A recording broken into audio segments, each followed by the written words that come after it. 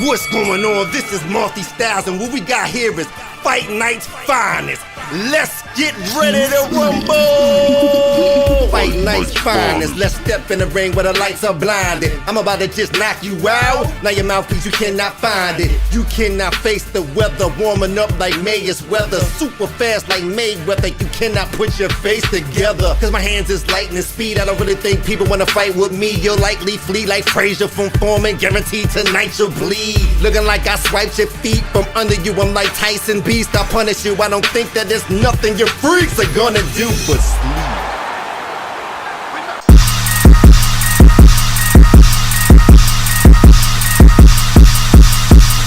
What is good, boxing fans and gamers? It's your boy Fight Night's Finest, the selfie commentator, coming back at you with another Fight Night Champion online ranked match. Haven't been able to say that in about 4 to 5 months because I have not played an online match in 4 to 5 months. Yes, I've played some matches against friends and in our Facebook tourneys group, but I have not stepped into the online world of head-to-head or of WC in over 4 to 5 months. So I thought I'll bring you guys a little bit of gameplay here. But let me give you the background story of why this is Andre Bishop versus Sugar Ray Robinson.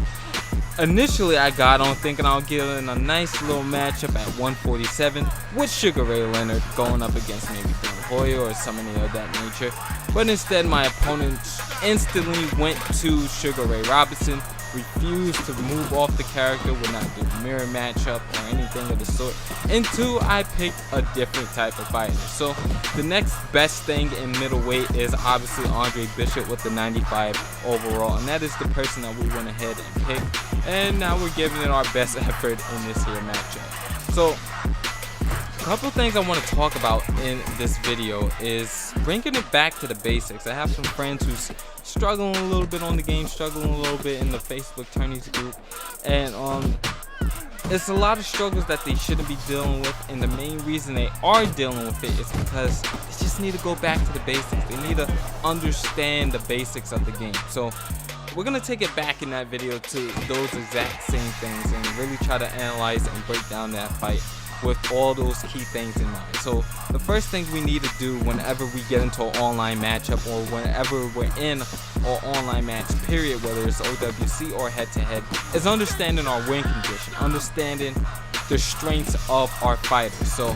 in this particular matchup, whether we knew how good Andre Bishop versus Sugar Ray Robinson is, or if we didn't, we can always find that out in the first round. So we did a couple of things in that first round, and that was we started off by boxing, coming out using the jab, giving him a little bit of movement, and seeing how he dealt with that. And we had some pretty good success early on in that first minute of round number 1.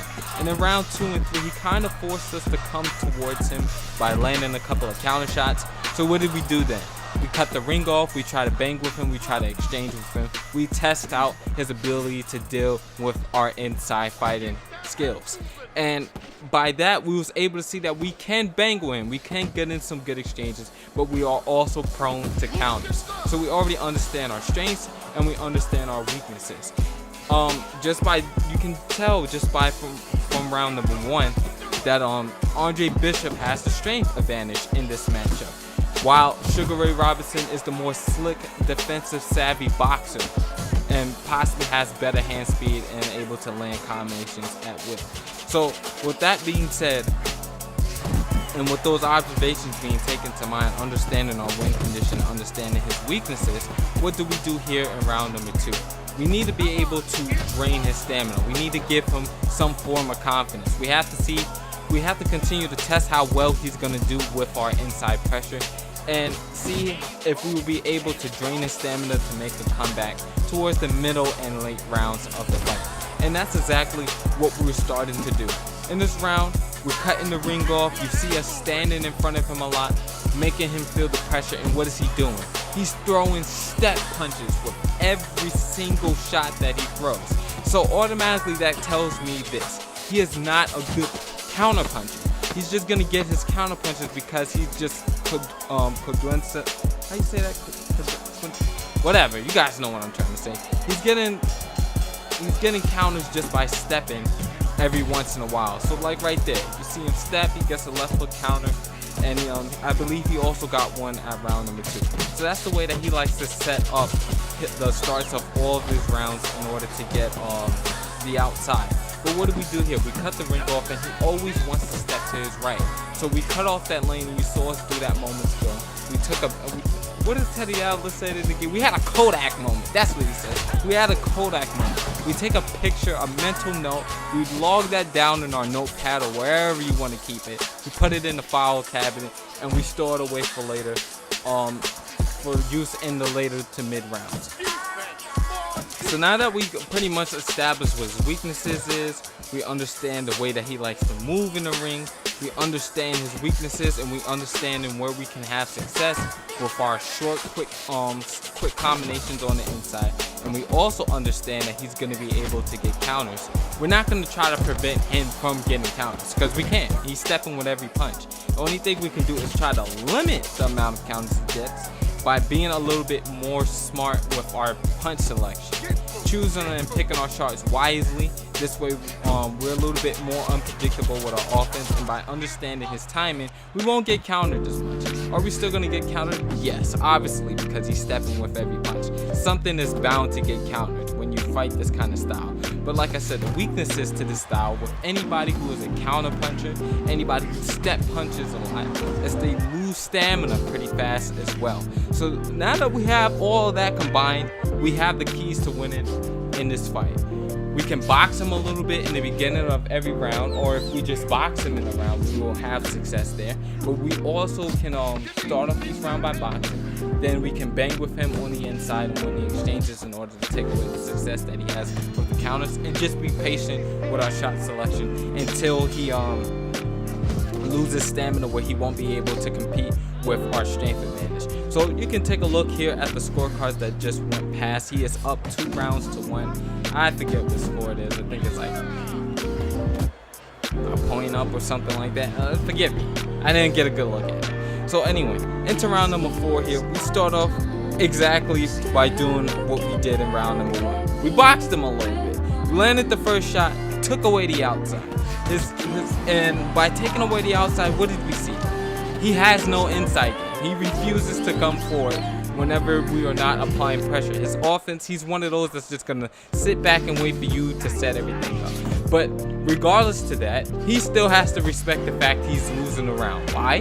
Because we landed the first shot. If you're going to play for points and have a play for point kind of style, and then I take that away from you, it forces you automatically to have to come and work your way onto the inside and try to get the points back. But as you can see here, round number 4, minute and 20 seconds left in this round. Boxing them pretty efficiently, getting our combinations off, still landing pretty efficiently, and not taking too much return damage compared to what we are dishing out towards him. And with that being said, look at his inside game. It's literally nothing without being able to step and throw every single shot. So you can see him struggling here in the middle of the ring. You can see his lack of boxing IQ, his inability to really throw in combination, and because of that, we're punishing him and we're winning the round. So all we got to do now is just continue to fight smart, continue to be patient, and this fight should pretty much be ours in the bag. Another thing, we're not giving him respect. I noticed this with some people who fight, is that automatically they go into fights with the wrong mindset. They go in thinking like, oh, this guy is too good, or I can't win this fight. And then they give the fighter respect when he hasn't really earned it. He hasn't showcased why he should have the respect. Yes, having a good reputation, having a good reputation. Why am I saying this wrong? Why am I saying this? Oh my God, tongue twisters. I'm screwing up. I apologize to everybody listening to the comments. But why am I screwing up with reputation? I don't remember, man. But his rep. Let's go with that. We'll bring in the street version. This guy's rep doesn't mean his rep doesn't mean anything until he showed me in the ring why he has the rep that he has. So when you're playing against anybody, remember, don't give anybody respect until they earn it. If they don't earn that respect, don't give it to them. It's as simple as that. If you go into a match automatically giving somebody respect, you're never going to be able to implement the things that you want to implement into your game plan. So round number 5 in here, you can see our game plan actually working right now to perfection. We're fighting him in space now. We're boxing him at mid-range and even using the outside pretty well. One with the jab upstairs and then deliver one downstairs to the body. Connected with a beautiful combination there with the double hooks to the head. Straight right hand connects. Left uppercut followed by the straight right hand. We're having a lot of success right now. We're having a lot of fun and we're just boxing him right now. Once again, you notice he landed the counter there. I instantly come back and throw a combination and land a couple of headshots. I believe the golden rule, the counter ratio to whatever, counter to headshot ratio is like 3 to 1 equals 3 headshots equal 1 counter or something along those lines. So with that in mind, all we got to do is just land more headshots than he does with his counters, and we should be fine in our matchup here, as that is the end of round number 5. Into round number 6, same exact thing. His little step punches starts off again with his counter step hook that he lands to the head. And what do? Double hooks to the head, able to land a headshot. He comes back with a counter left uppercut. Right now we cut the ring off. We know he likes to step to the right, so we do not give him that escape route. We stay right on him, stay in the pocket with him. Yeah, we're getting hit with some good shots, but we got plenty of time to get him back. And we're continuing to have very success when it comes to landing to the head and to the body. So right now, this is a good position that we're in. We're able to start getting some more, we are able to start getting more aggressive now that he's losing stamina and been landing his little counters and things of that nature. I would say right now he's probably around like maybe 75, 80% stamina. So it's giving us the advantage automatically because we have maintained our stamina pretty well just by being patient, by being defensive, and like I said, being boxing savvy by having a good punch selection, having a good boxing IQ, having a good knowledge of the matchup. The observations are paying forth, obviously, and now we're basically bullying him around the ring. We're having some good exchanges, but at the same time, we're getting the better of the exchanges because why? We're the inside fighter. We have more power. We're landing the more significant shots with the uppercuts and the hooks. With those things landing and a couple of straight right hands every once in a while, hey, this is going pretty good. This is going well, and this is going in the direction that we want the fight to go into. So right now he's probably thinking, I'm definitely winning this fight because I've landed about 3 or 4 counters this round. But I'm sorry to say this, but you're definitely losing. You're definitely losing these rounds just because we're landing the more significant shots. It's the same way that judges score in real fights, man. They a lot of times you think somebody's outboxing somebody, but the other guy's landing power shots, so they're just giving him the rounds. And if we fight according to that strategy and with the way the game mechanics work, we'll definitely be able to take the fight. So this time, in the beginning of round number 7, just wanted to point that out. Instead of giving him a chance to counter us with a counter left hook to the head, sidestep counter left hook to the head, we went to the body in the beginning of this round and made that adjustment by going with the left uppercut downstairs. And now we have him right up against the ropes, right where we want him, applying that good old pressure, making sure that he'll crumble like a Conor McGregor.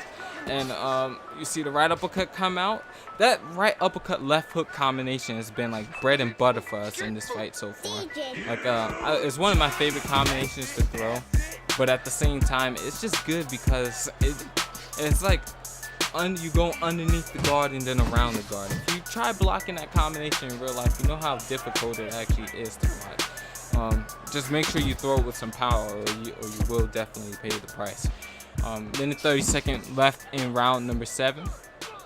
Once again, he doesn't know how to handle that right uppercut left hook combination, which is now landing with more success since he is tiring out. So we take him back to school. We take him back to that Philly style of boxing, hitting him with those jabs, that boxing style, the little quick combinations.